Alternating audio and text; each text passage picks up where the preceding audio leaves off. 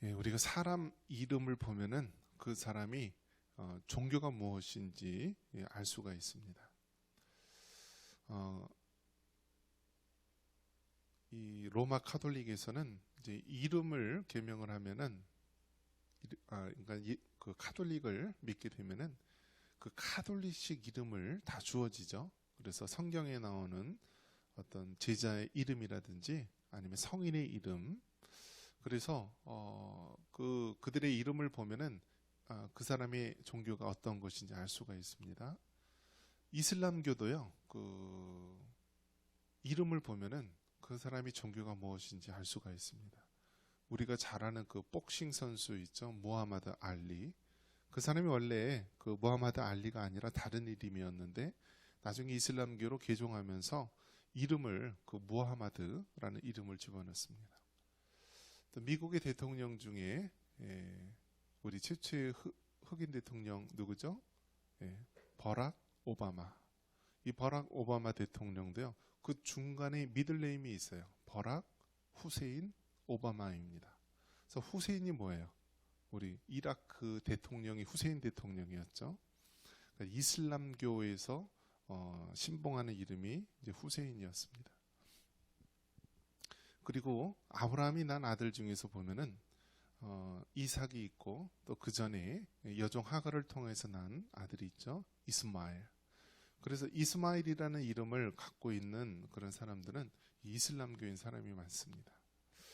이것을 봤을 때 그 이름만 봐도요, 이름만 봐도 그 사람이 이슬람교인지 로마 카톨릭인지 아니면 기독교인지 어떠한 영향을 받았는지 우리가 가늠해 볼 수 있는 것입니다. 이처럼 아브라함이라고 하는 이름은요, 굉장히 지금도 유대인들에게 가장 자기의 조상이라고 여겨지는 인물입니다. 그래서 아브라함이 자기 조상이라고 믿고 있고요. 또 이삭은 어떻습니까? 우리 개신교 쪽에서는 이삭이라 하고요. 이게 영어식으로 읽으면은 아이작 뭐 이런 식으로도 이야기합니다. 그래서 아이작 뉴턴 이렇게 이야기를 하고요. 자, 이처럼 그 아브라함이라고 했을 때 자신의 조상이라고 하는 자긍심과 또 그 혈통을 자랑하고 있습니다. 혈통을. 자, 그런데 이 아브라함을 이렇게 자신의 조상으로 이렇게 족장으로 자랑스럽게 여기는 사람들이 유태인이고요. 또 이슬람교에서도 아브라함을 자기네 조상이라고 인정을 합니다. 왜냐하면 자신의 조상 이스마엘도 그렇고요, 그의 아버지로서 아브라함을 또 이렇게 따르는 것이죠. 자, 그런데 유대인들이 아브라함을 그들의 조상으로 따르는데요, 우리가 성경에서 족장이라고 얘기했을 때 여러분, 족장이 누구를 얘기하는 걸까요? 족장, 아브라함이 그들의 조상으로 여기고 있고요. 또 아브라함의 아들인 이삭을 또 그들의 족장으로서 여기고 있고요. 또 누가 있죠? 아브라함, 이삭, 야곱이다라는 거예요. 야곱. 그래서 아브라함과 이삭과 야곱을 그들의 족장으로 여기고 또 우리가 그렇게 믿고 있다라는 거예요. 한번 따라해 볼까요? 아브라함, 이삭, 야곱. 그래서 아브라함, 이삭, 야곱은요, 족장이라고 합니다. 자, 그러면 요셉은 족장에 들어갈까요? 안 들어갈까요? 요셉은 족장에 들어가지는 않습니다. 왜냐하면 이 족장이라고 했을 때 이스라엘의 12지파 모두 해당되는 족장이어야 되는데 요셉은 이스라엘 12지파 중에 한 지파를 해당하기 때문에 요셉까지는 족장으로 보지는 않고요. 그들의 그러니까 족장으로 여기지 않고 이 세 사람, 아브라함, 이삭, 야곱, 여기까지 이제 족장 시대의 족장으로 여기고 있는 것입니다. 오늘 이 로마서 4장에 보면은요, 아브라함이 등장을 합니다. 또 어떤 인물이 등장하죠? 다윗이 등장합니다. 다윗. 여러분 다윗은 탁 떠오르면 다윗 뒤에 붙는 수식어가 무엇이죠? 다윗 왕입니다. 왕. 그래서 이스라엘의 이제 족장 시대가 끝나고 사사 시대가 끝나고 왕정 시대가 되었을 때 이스라엘의 왕이었는데요. 다윗은 두 번째 왕이었습니다. 초대 왕이 사울 왕이었고 두 번째 왕이 이 다윗 왕이었습니다. 그래서 이 다윗 하면은 우리가 떠올리는 것이 무엇이냐면 왕이라는 것입니다. 왕.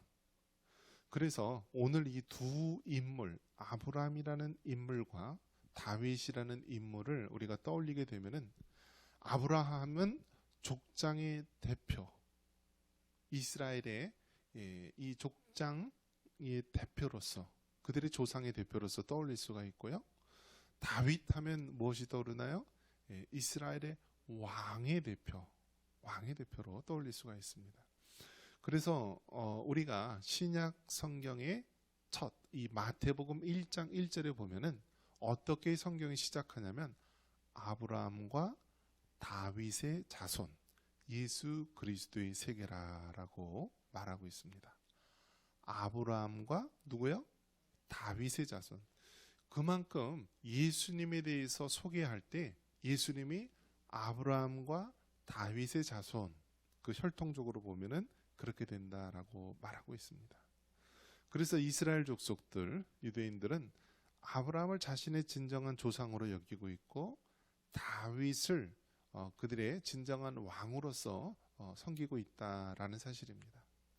근데 오늘 이 로마서 4장에서 보면은 이 사도 바울이 하나님의 말씀, 이신칭의의 복음, 이 복음을 증거하는 데 있어서 아브라함과 다윗을 인용하면서 이야기를 한다라는 것입니다. 여러분, 이신칭의가 무엇인가요? 이게 이신칭의가 이 사자 성구죠. 사자 성구로 되었는데 이신, 믿음으로 말미암아 칭의, 의롭게 된다라는 거예요. 다시 한번 해보겠습니다. 이신칭의. 한번 따라해 볼게요. 이신칭의. 그래서 믿음으로 의롭게 된다. 믿음으로 의롭게 된다. 이것이 이신칭의입니다. 이것을 뭐 다른 말로는 이신득의, 믿음으로 의로움을 얻는다. 다 같은 의미입니다.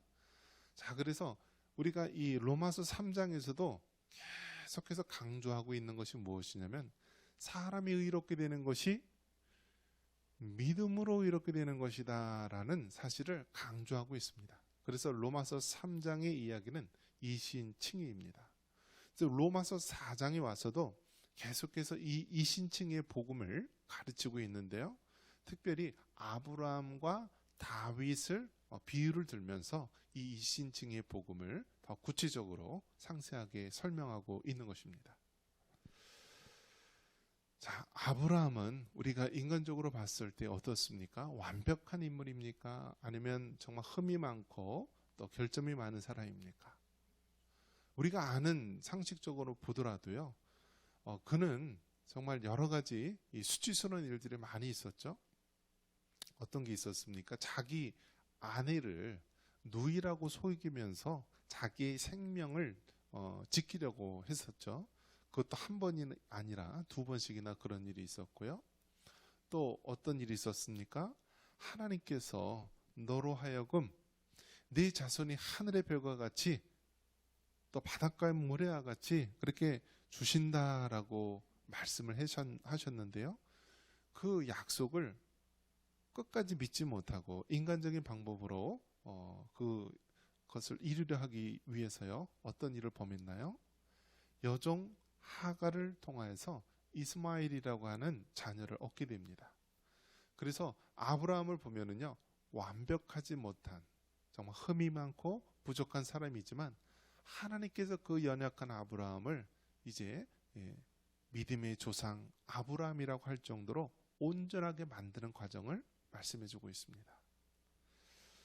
자, 그래서 이스라엘 그 유대인들은요, 난지 8일 만에 남자아이들은 다 어떻게 하냐면 할례 의식을 행합니다. 할례 의식. 그래서 할례 의식은 남자의 성기의 표피를 이렇게 칼로 베는 것입니다. 아브라함이 어떻습니까? 더 이상 자녀를 가질 수 없다라고 했었죠. 그러니까 육신적으로는 더 이상 자녀를 낳을 수 없는 그 아내 사라가 경수가 끊기고 더 이상 아내를 이제 자식을 낳을 수 없는 그런 상태에서 인간적인 방법으로는 도저히 자녀를 낳을 수 없는 상태에서 이제 아들 이삭을 낳지 않았습니까?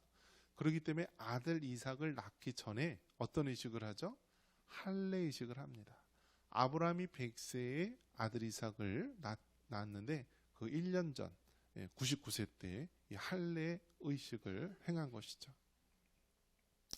그래서 이 할례라고 하는 것은 이 아브라함의 모든 후손들은 이 모든 남자아이들은 난지 8일 만에 할례 의식을 행합니다. 이것이 마치 유대인들은요, 자신이 할례 받은 사람이다라는 그러한 자긍심이 대단한 것입니다. 그래서 나는 아브라함의 자손이다, 나는 이삭의 자손이다, 나는 야곱의 자손이다, 나는 바로 할례 받은 그러한 택한 자손이다라는 그러한 자긍심이 있었던 거예요. 그래서 예수님 당시에도 많은 이스라엘 백성들이 그 자신의 혈통을 자랑한 거예요. 우리 조상이 아브라함, 이삭, 야곱의 자손이고 나는 난지 8일 만에 할례를 받은 나는 정말 택한 선민이다, 선택받은 민족이다라는 자긍심을 이야기하고 있습니다. 자, 그런데 이 사도 바울은 무엇을 얘기하고 있습니까? 하나님께서 아브라함을 의롭게 여기신 것이 할례를 받았기 때문에 의롭게 여긴 것이 아니라 이미 할례를 받기 훨씬 오래전에 아브라함을 의롭게 여기셨다라고 말합니다. 그래서 창세기 15장에 보면은 아브라함이 하나님을 믿음에, 즉 그 전에 하나님 뭐라고 얘기했습니까? 네 자손이 하늘의 별과 같이 그렇게 될 것이다 라고 이야기하고요, 횃불 언약을 합니다. 횃불 언약, 즉 짐승에 쪼개진 그 사이를, 그 횃불이 붙어있는 그 사이를 통과하면서 하나님과 사람 사이에 언약을 주는 것이죠. 그것이 바로 횃불 언약인데요, 이 횃불 언약을 통해서 하나님께서 그 자녀의 축복을 약속해 주셨고요, 그리고 하나님께서 그것을 믿는 아브라함에게 의롭다고 칭하셨습니다. 즉 할례를 행하기 이전에 아브라함을 의롭게 여기셨다라는 것이죠. 자, 우리가 이것을 통해서 알 수 있는 것이 무엇인가요? 사람이 의롭게 여기는 것은 할례를 받아서 의롭게 된 것이 아니고 어떠한 행위를 행해서 의롭게 여겨지는 것이 아니고 우리 조상의 어떤 혈통 때문에 의로워지는 것이 아니다라는 거예요. 단 하나, 무엇 때문에 의로워지는 거예요? 오직 예수님을 통해서, 오직 예수님을 믿음으로 말미암아 우리가 의롭게 되는 것임을 믿으시기 바랍니다. 그래서 여러분, 우리가 이 세상에 살면서 믿음을 갖기 힘든 이유가 무엇이냐면 세상의 모든 원리는요, 원인과 결과입니다. 그래서 인과관계가 있는 것입니다. 인과관계. 자, 어떤 원인이 있어야만 그 원인으로 인해서 어떤 결과가 이루어진다라는 거예요. 처녀가 임신을 해도 저절로 임신하는 것이 아니라 어떤 원인이 있었기 때문에, 남자를 가까이 한다든지 원인이 있었기 때문에 아이를 임신하는 것이지 그냥 저절로 임신하는 것이 아니다. 근데 성경은 어떤가요? 성모 마리아, 남자를 알지 못했던 이 마리아라고 하는 소녀가 성령으로 말미암아 잉태하지 않았습니까? 그래서 성경에 있는 모든 원리는요, 세상의 가치하고 대립되는 거예요. 세상에는 원인과 결과가 있어야만 모든 것이 돌아가는 이야기이고, 성경에 나온 이 진리들은요, 세상의 가치인 원인, 결과, 인과관계가 아니라 하나님의 은혜로 이루어지는 거다라는 것입니다. 그래서 우리는 세상에 물들어 있고 세상에 찌들려 있기 때문에 하나님의 말씀이 믿어지지 않는 거예요.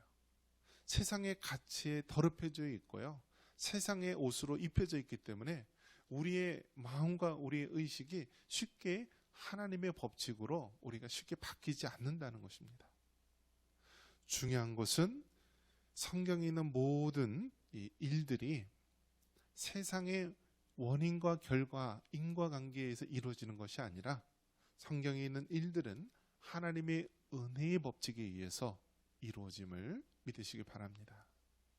그래서 아브라함이 이렇게 되는 것이 할례를 행해서가 아니라 이미 아브라함이 하나님을 믿고 그 말씀을 믿고 그랬을 때 하나님께서 아브라함을 의롭게 하셨다라는 사실입니다. 우리 11절 로마서 4장 11절 같이 한번 읽어보겠습니다. 4장 11절 그가 할례의 표를 받은 것은 무할례 시에 믿음으로 된 의를 인친 것이니 이는 무할례자로서 믿는 모든 자의 조상이 되어 그들도 의로 여기심을 얻게 하려 하심이라. 아멘. 아브라함이 할례를 받지 않은 무할례자일 때 하나님께서는 아브라함을 택하시고 아브라함을 의롭게 여기신 것입니다. 아브라함이 하나님을 믿음에 그를 의롭게 여기셨다 말씀합니다. 이어서 다윗에 대해서도 이야기합니다.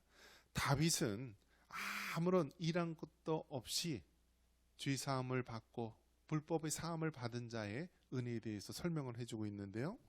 자, 우리 6절, 7절 말씀 한번 읽어보겠습니다. 6절, 7절 일한 것이 없이 하나님께 의로 여기심을 받는 사람의 복에 대하여 다윗이 말한 바 불법이 사함을 받고 죄가 가려짐을 받는 사람들은 복이 있고. 아멘. 자, 여기서 다윗에 대해서 이야기를 해주고 있습니다. 다윗이 일한 것이 없이 하나님께로부터 의로 여기심을 받았다라고 말합니다. 아까 아브라함도 이야기를 하지 않았습니까? 아브라함도 할례를 받지 않은 무할례자의 상태일 때 바로 하나님을 믿으니 그가 의롭게 여김을 받은 것입니다. 마찬가지로 다윗도 일한 것이 없이 불법의 사함을 받았고 하나님께서 다윗을 의롭게 여기셨다라는 사실입니다. 그래서 여러분, 우리가 교회에 나와서 하나님의 말씀을 듣고 복음을 듣고 믿음 생활을 할 때 가장 힘든 부분이 무엇이냐면 내가 뭔가 일을 해야 되고 뭔가 공로가 될 일을 하고 뭔가 이 행위로서 어떤 의로움을 나타내고 싶은데 바로 예수님을 믿음으로만 우리가 의롭게 여기고 예수님을 믿음으로만 우리가 구원을 얻는다는 이 사실이 우리가 받아들이기 힘들다라는 것입니다.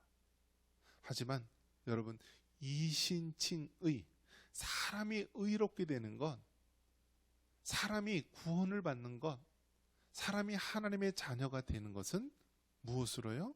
오직 믿음으로, 예수님을 믿음으로만 우리의 죄가 사함을 받고 예수님을 믿음으로만 우리가 하나님의 자녀가 된다는 이 사실을 믿으시기 바랍니다. 그래서 지금 로마서에서 계속해서 말하고 있는 것이 너희가 의롭게 되는 것은 전적인 하나님의 은혜로 의롭게 되는 것이다. 믿음으로 의롭게 되는 것이다. 그러니 너희는 어떤 할례라든지 어떤 전통이라든지 어떤 행위로 의로움을 받지 않는다는 이 사실을 굳게 붙들어야 된다라고 말합니다. 그래서 그 사례로서 아브라함이 무할례실 때 하나님께서 아브라함을 의롭게 여기셨다. 다윗도 아무런 일을 하지 않았을 때 오직 예수님을 믿음으로 그는 불법의 사함을 받고 또 죄사함을 받은 자가 되었다라고 고백하고 있습니다. 실제로 있었던 일인데요. 미국에 어떤 유명한 목사님이 계셨는데, 이 목사님이 젊었을 때는 굉장히 많은 범죄와 이 감옥을 제 집 드나들듯이 다녔던 사람이라고 합니다. 그래서 도박꾼에다가 여러 가지 폭력과 여러 가지 많은 악행들을 범하고 감옥을 제 집 드나들듯이 막 들락날락 했었던 사람입니다. 근데 어느 날 이제 그 교도소에서 이제 잠시 동안 이제 외출식으로 이렇게 교도에서 나가도록 그렇게 허락을 해줬습니다. 그래서 어떤 일정한 기간, 며칠이 지나면은 이제 잠깐 동안 자유의 몸을 얻었다가 이제 다시 교도소로 가야 되는데요. 이제 세상에 이제 교도소에서 나와서 이렇게 자유의 몸을 며칠 동안 누리다가 이 교도소로 다시 들어가려고 하니까 너무 들어가기가 싫다라고 생각이 들었습니다. 그래서 조금이라도 며칠 동안 더 있다가 갈 수 없을까 해서 그 담당 검사에게 갔다라고 합니다. 근데 담당 검사가 뭐라고 얘기하냐면, 아니, 이 사실을 몰랐습니까? 당신은 지금 이제 자유의 몸이 되었습니다. 당신이 이제 이분이 전쟁, 2차 세계대전 때 참전 용사였고 많은 전쟁에서 공로를 세웠던 그런 군인이었었는데요. 그 공로를 인정받아서 그 미국의 대통령이 방금 당신을 사면시켜줬습니다라고 이야기합니다. 마치 우리 박근혜 대통령도 그렇고요. 막 징역 수십 년 이렇게 했어도 대통령이 사면 조치를 딱 하면은요, 모든 거 복권시키고 사면 조치하면 죄가 없어지고 자유의 몸이 되지 않았습니까? 마찬가지로 이 목사님도 자신은 아직도 교도소에 다시 들어가야 할 몸인 줄 알았는데 확인을 해보니까 방금 얼마 전에 대통령이 사면을 해줘서 더 이상 감옥에 가지 않고 당신은 자유의 몸이 되었습니다라는 소식을 들었다라고 합니다. 마찬가지로 여러분, 우리는 어떻습니까? 우리는 이 세상에 살면서 죄인이에요. 그리고 그 죄로 말미암아 죽을 수밖에 없고 이 땅에 사는 동안 우리가 수고와 슬픔과 눈물과 아픔 속에서 우리가 살아갈 수밖에 없는 자인데, 예수님께서 우리에게 오셔서 우리의 죄를 사하시고 이제 우리로 하여금 더 이상 죄와 사망이 우리를 누르지 않고 우리로 하여금 자유의 몸이 되었다라고 말씀하고 있습니다. 여러분, 이것이 복음인 것입니다. 자신의 공로나 자신의 행위로 우리가 의로움을 얻은 것이 아니라 바로 예수님을 믿는 이 믿음으로 우리가 죄사함을 받고 자유의 몸이 되었다라는 사실입니다. 말씀을 정리합니다. 여러분, 복음이 무엇입니까? 복음은 죄로 말미암아 죽을 수밖에 없는 우리들이 예수 그리스도를 믿음으로 말미암아 아무런 공로 없이 우리가 죄사함을 받고 하나님의 자녀가 되었다는 것, 이것이 바로 복음 중에 복음인 것입니다.